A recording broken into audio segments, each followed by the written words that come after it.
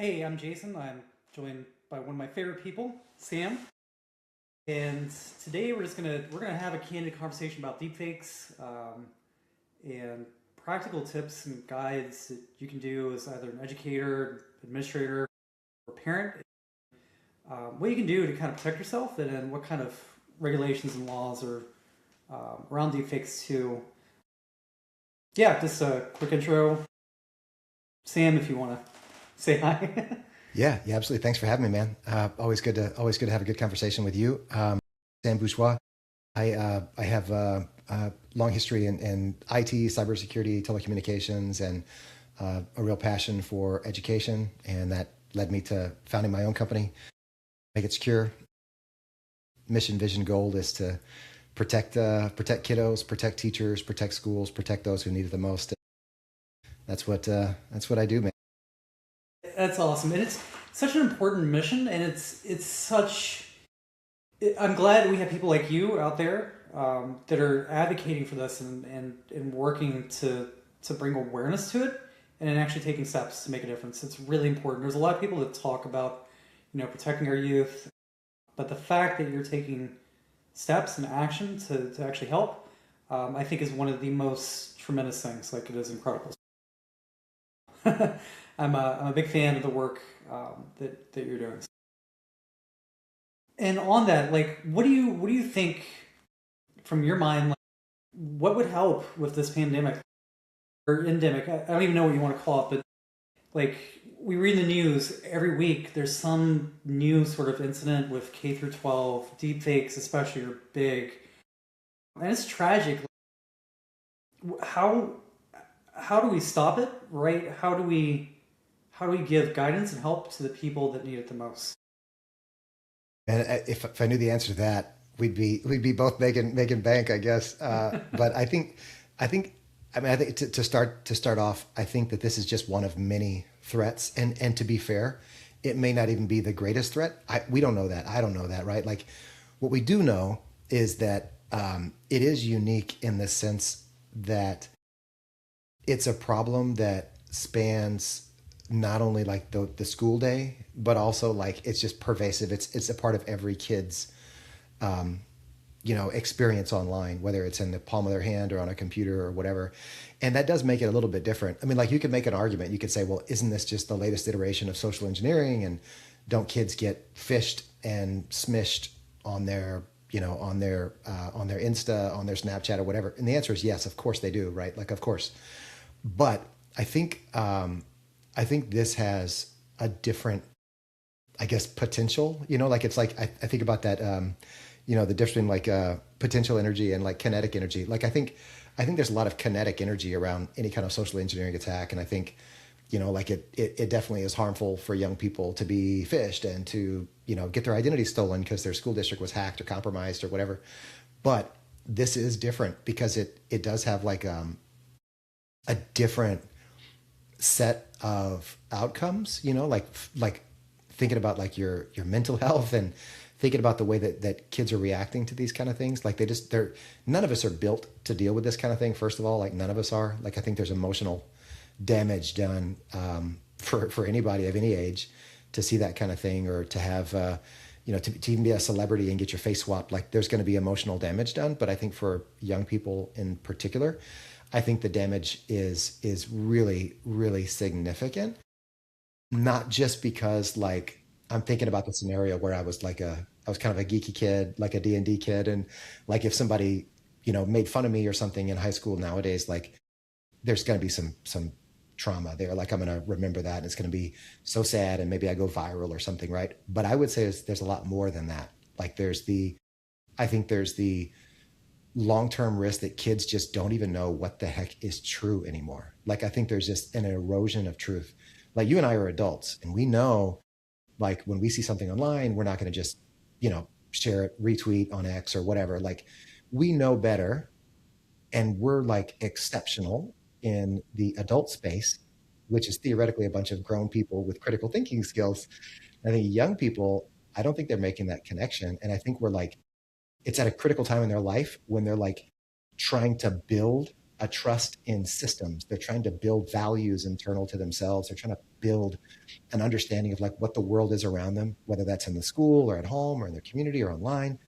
And I think that's the damage that I'm afraid of, particularly from deepfakes, is just like an erosion of trust. What the heck is real, you know? Yeah, I'd agree with that. Like, I'm a father of two, right? And it's the behavior like that we see, what I see with my kids at least, is we have our family trust circle, right? And then when you go outside of it, that sort of trust circle begins to erode. And the problem is, I think, in a school setting, who's accountable, who's liable, right? And then how do you ensure that that trust isn't eroded in the classroom? And it really, to me, like, our teachers and our educators, as stretched thin as they are, this is like another thing. Are they responsible for it? And I don't think that's the case, but like, what can you do to help alleviate that burden from teachers too, while protecting the classroom? And I think that's a really hard problem. Who's accountable? Like, who is responsible at the end of the day? Well, there's so much to unpack there. Like, you know, there's when you say accountability, like there's the legal repercussions, there's legal liability. So is this did it happen on school grounds? Did it happen with school equipment? You know, God forbid it was on a district issued, you know, one-to-one laptop or something like that. There's those liabilities. I think about the repercussions, not just for the teachers, but the entire school community. Like, I'm thinking about, what does the SRO do, right? The school resource officer, because the SRO is he's the law enforcement presence on campus. I mean, we're here. Whoever's listening to this may or may not be in Florida, but here in Florida, we are fortunate to have, you know, a lot of people call it the sextortion law.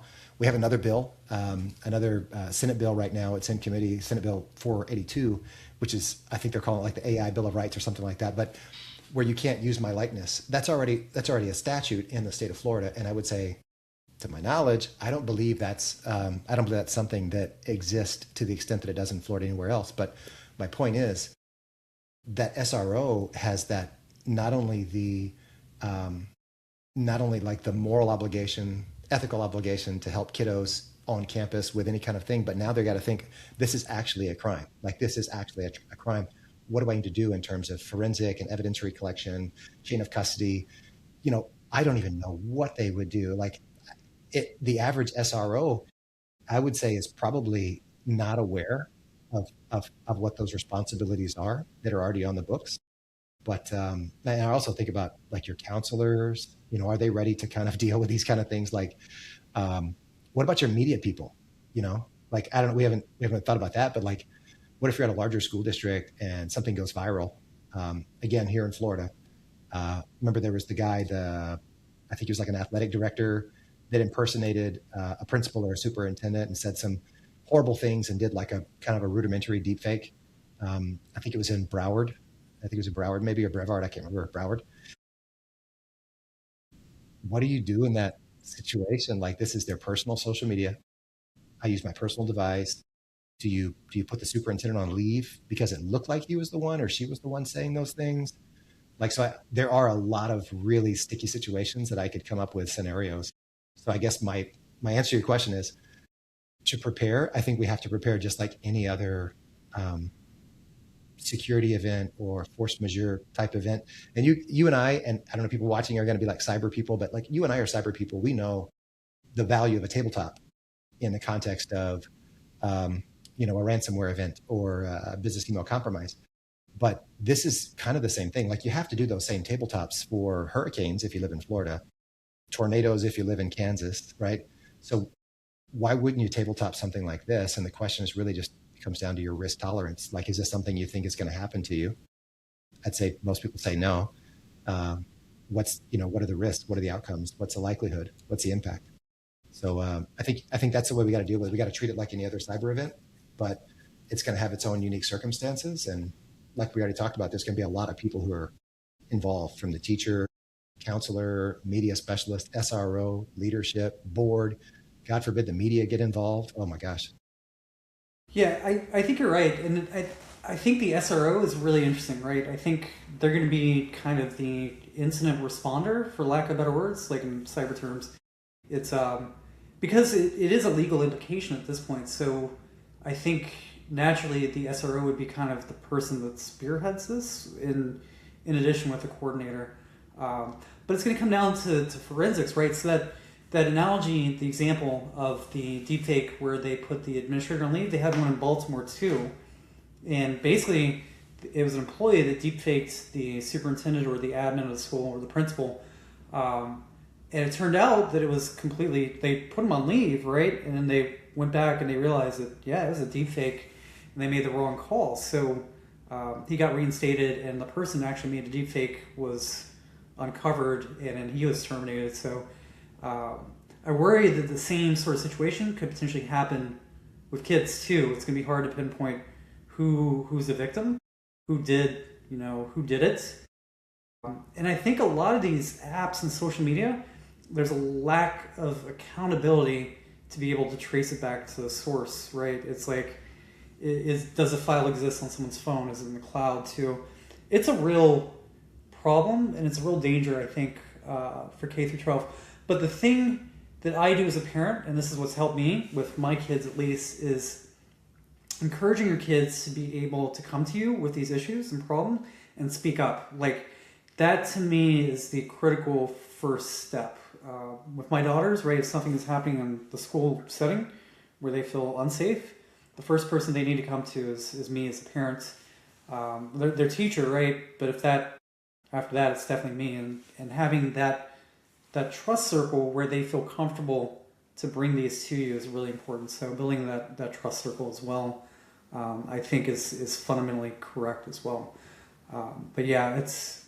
I mean, I can only imagine how much of an education your daughter has on this subject. And I'm not saying you sit her down and have a conversation. This is what dad does all day as a founder, right? But like, I mean, in general terms, I would imagine that your kid knows more than the average kid. I mean, what do we do to educate kids? I guess that's maybe a bigger question. Like, we don't even educate adults, like, and they're not ready. Like, they're not ready. You have statistics to verify that. How do we, what are some possible solutions for kids in schools? Yeah, I think awareness training, education, and then I think kids understanding like the consequences and then what is the impact as well. It's cyberbullying, right? It is against the law, and I think as a kid, like when I was younger, if I knew something was illegal, I would definitely think twice about doing it. So I think that awareness that if you do this, you're potentially breaking the law, I think would be kind of a great first step in helping kids understand like the consequences of the action, I guess. Yeah. I mean, is there space for the fun, the play, like, for example, I'm just thinking about, I wouldn't go so far as to compare this with like, Computer Fraud and Abuse Act or anything like that. But like, is there space for using this in a fun way? Like, what about that side of it? Like, because what you're saying is awareness, education, there's probably some opportunity for prevention as well. But my point is, how do we allow kids to say like, hey, put your face on an elf at Christmas. That's okay. But like this over here is not okay. Like, how do you distinguish like between that? And that's a total left field question for you, because that's not what you do, but like, do you have thoughts on that? Oh, that's a tricky one. Yeah, that's a curveball. I will say, like, my daughter and me will do hilarious deepfake. She loves doing it, right? We'll come on video, we'll put on like a famous person's face. And for entertainment purposes, I think it's totally legit, like it's ethical. But it's what is that fine line where it becomes unethical, right? So I think it comes down to consent. And that's a very tricky thing. Like, is that the role of the school to teach consent versus non-consensual deepfakes? I think that's a fine line, right? Is it consensual or non-consensual? Is it explicit? Is it illegal as well? But I don't know. It's a very murky gray area, and I don't have a great answer to that, to be candid. I just read a really good book on the subject, and the author is actually a student of Chris Hadnagy. So no judgment, bad or good, about the person, the techniques, etc. But the definition of social engineering from that group is an interesting one, because it kind of comes down to the question of like the reasoning, the outcome, the purpose behind it. Like, is this, like, could you make a case that user awareness training is social engineering for a positive outcome where you're manipulating behaviors to achieve a certain outcome that's actually for the good of the other person? So is that the question? Like, and maybe that's like a fundamental ethics question. It's like, am I causing harm in what I'm doing? Are my actions improving those around me? You know, maybe that's kind of where we're at. Maybe the answer is we just need ethics in school, like in general, because we're probably not doing a very good job with that today, you know? Yeah, yeah, that's a very good point. Is can you social engineer for good? And then and ethics, and then who does it come down to? Is it the parent or the educator? I mean, I'm a parent, like you saw. I'm a social engineer all day, every day with my kids.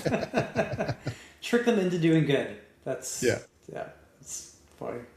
Well, what are your thoughts? Like, I have a lot of questions about K-12 because I'd love to get your perspective and opinions. What can schools do better? Because I got to tell you, I am thoroughly disappointed with the state of K-12 education in the United States and globally. To be fair, I've got some experience in international settings as well. And across the board, I don't see anybody doing anything. And now, what we're doing in the corporate world is not really all that fantastic, to be clear, but we're not even attempting it with kiddos. I mean, what are your thoughts about how do we do something about this in K-12 for kids?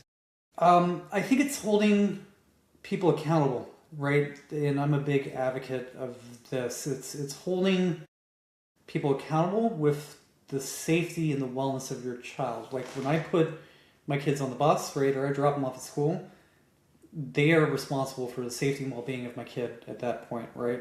And if there's something happening in that environment where they're impacted, you best believe that I'm going to hold them accountable. And I think it's investment, it's budget, and ensuring that it's a top priority, right? Like it's ensuring that the school has the right resources and the right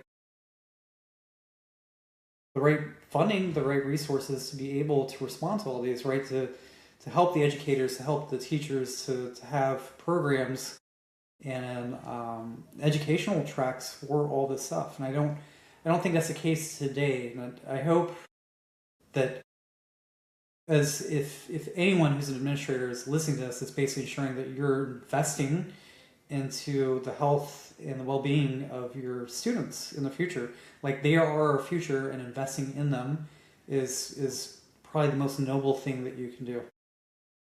Yeah, I couldn't agree more. And I think, you know, for any educator, any K-12, you know, leader watching this video, I think they'd probably take offense, say like, you don't think we care? Of course we care. Like we would love to do it. There's like you said, there's not funding. There's a list of reasons. Maybe it's just not the priority.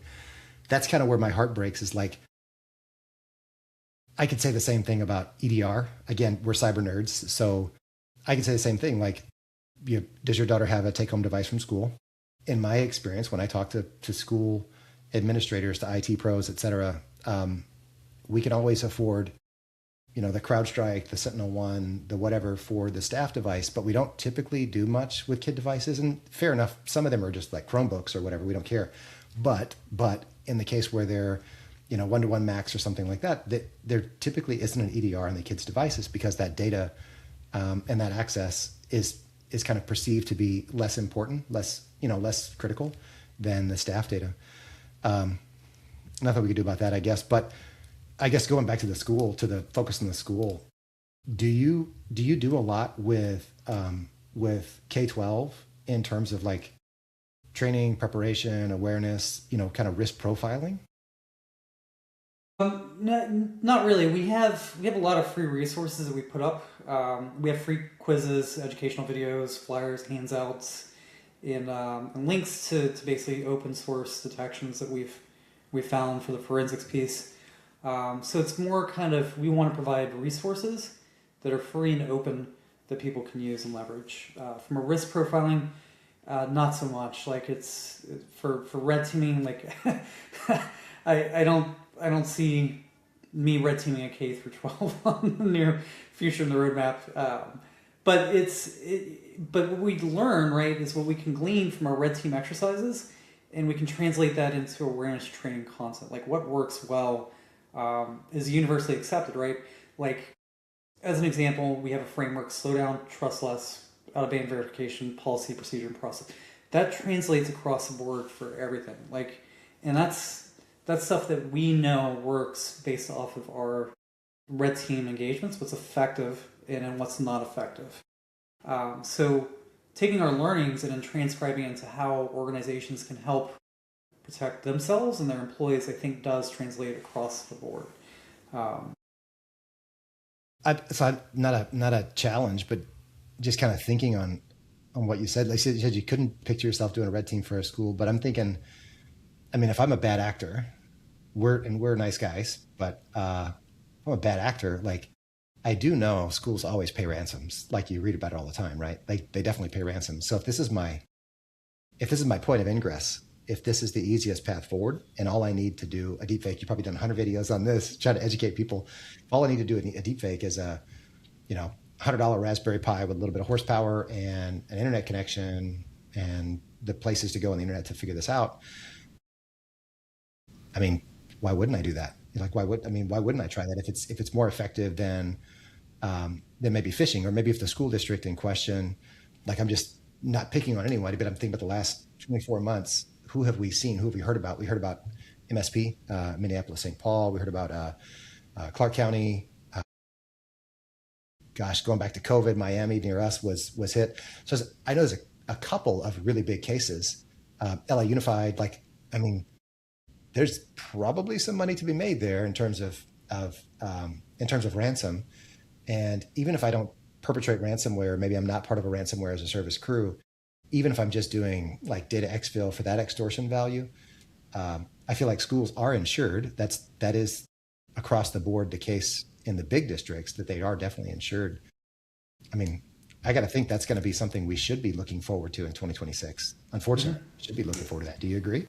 No, I agree. It's scummy. Like it's a really scummy thing to go after K through 12, but an adversary, right? They don't care. They don't discriminate. It's basically wherever. It's always financially motivated, usually, like unless it's a state actor. And then unfortunately, I think that K through 12 is in the crosshairs, right? It's if they can make money off of doing it, then it's on the table, right? And it's there's certain things like that in my mind, like as a decent human being, you would never do, and that would be like going after a hospital or going after the elderly or going after kids. But your threat actors, right? They don't care. They don't discriminate. It's all just dollars and money to them. If you were talking to me, because years ago I was an IT director in a pretty good sized school district, and fast forward to today, like if I was an IT director in a school, what specific advice would you give me? Like what would you do? What would you advise that I do to build up the right protections, the right protocols, the right security program to thwart these kind of attacks, and leave out the kids just for a minute, just to make it easy. Let's take all the ethical erosion of trust, all that stuff, take that off the table and just think about the business operation. Yeah, that's what schools are. They're a business. They're a business operation, a nonprofit, but they have financial transactions. They have people getting paid. They're taking money. They're sending money. They're doing a lot of things like that. What would you recommend that I do? How do I build something up from beginning to end? That's a great question. I'll have to put some more thought, but my first train of thought is always user awareness training, right? Like in users, right? Just knowledge. Knowledge is, in my opinion, your best defense. If you don't understand or don't know who a threat is or what the threat is, you're destined to failure, right? If you cannot prepare without that knowledge.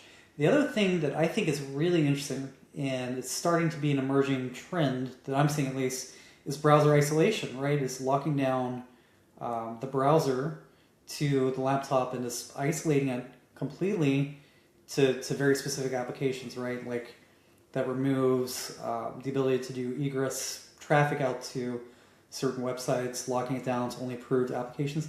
I think that's a very applicable use case in K through 12 for school provision devices, etc., laptops. And it's not very expensive. Like some of these new sort of browser isolation very affordable for K through 12. So I think that's a great technical control for K through 12 that's emerging.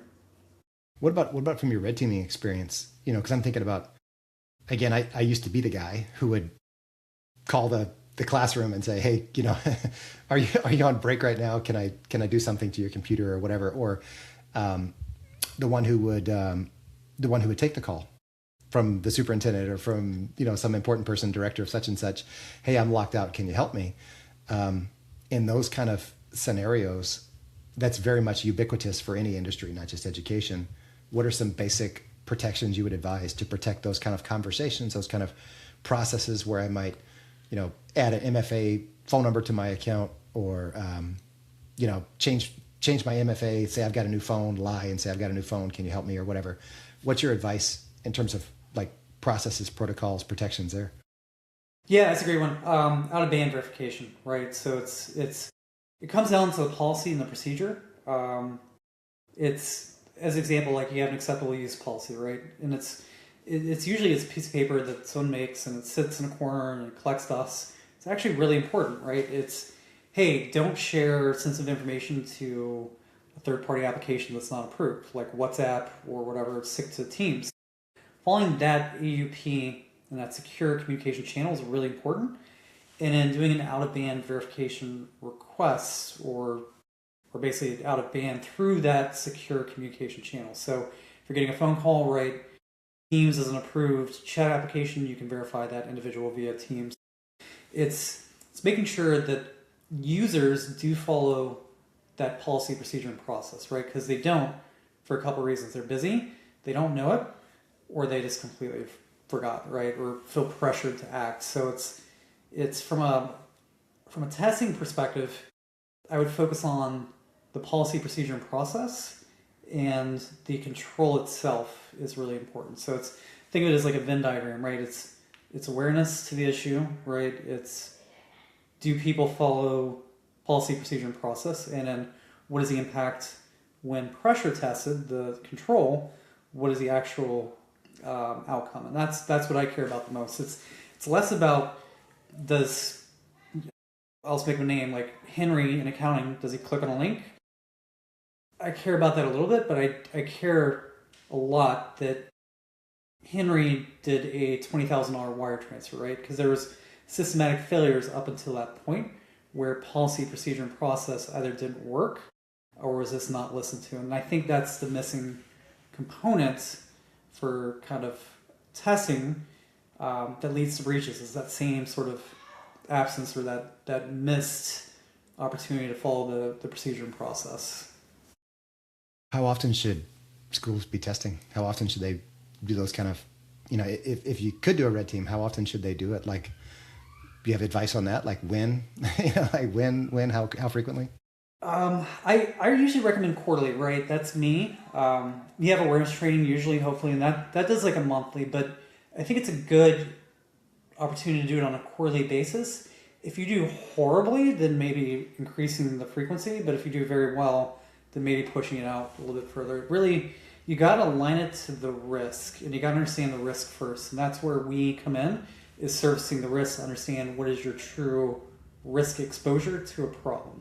And that's why we exist today, is literally uncovering the gaps in the risk, quantifying it, and then using that for kind of the next action, next steps. It's cyber, like, I think there's a kind of a misunderstanding of cyber. It's not that you're ever going to solve these problems. It's a risk-based approach, right? And all you can do is you can put in controls, people, process, and technology to reduce your risk to it. But very few things in cyber and in life in general is fully solvable, right? It's just, how do you manage your risk to it? And I think that's the one takeaway that I'd give to anyone, is think about your risk and exposure to deepfakes multi-level, and then how do you systematically knock down those risks where they're not critical or not high to your work.